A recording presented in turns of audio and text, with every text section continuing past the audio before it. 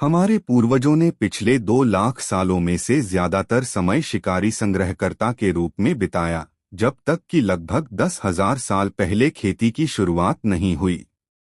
ज्यादातर इंसानी जनजातियां पारंपरिक रूप से 150 या उससे कम लोगों के ग्रुप में रहती थीं, अपने इलाके के प्राकृतिक संसाधनों पर निर्भर रहती थीं, कंद, फल और खाने लायक पौधों की तलाश में हर दिन कई किलोमीटर पैदल चलती थीं और कभी-कभी जानवरों का शिकार करती थीं।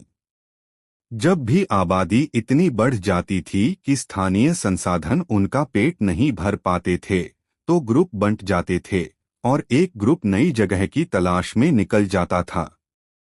एक लगभग 10,000 साल पहले, जब दुनिया का मौसम गर्म हो रहा था, तो हमारी प्रजाति के बढ़ते दिमाग ने खेती के जरिए ज्यादा एनर्जी बनाने का एक ज्यादा असरदार तरीका खोजा। लोग बड़े ग्रुप में बसने लगे, खेती का काम कुछ लोगों को सौंप दिया, जबकि बचे हुए खाने से दूसरे लोग अलग अलग कामों में लग गए।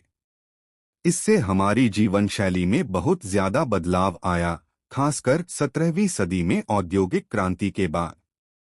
अचानक हमें कोई भी शारीरिक मेहनत करने या इधर-उधर घूमने की जरूरत नहीं रही, क्योंकि हमारा काम तेल और बिजली से चलने वाली मशीनों ने ले लिया था। इंसानों की जीवन शैली सुस्त हो गई है, लेकिन हमारे शरीर अभी तक इसके साथ तालमेल नहीं बिठा पाए हैं।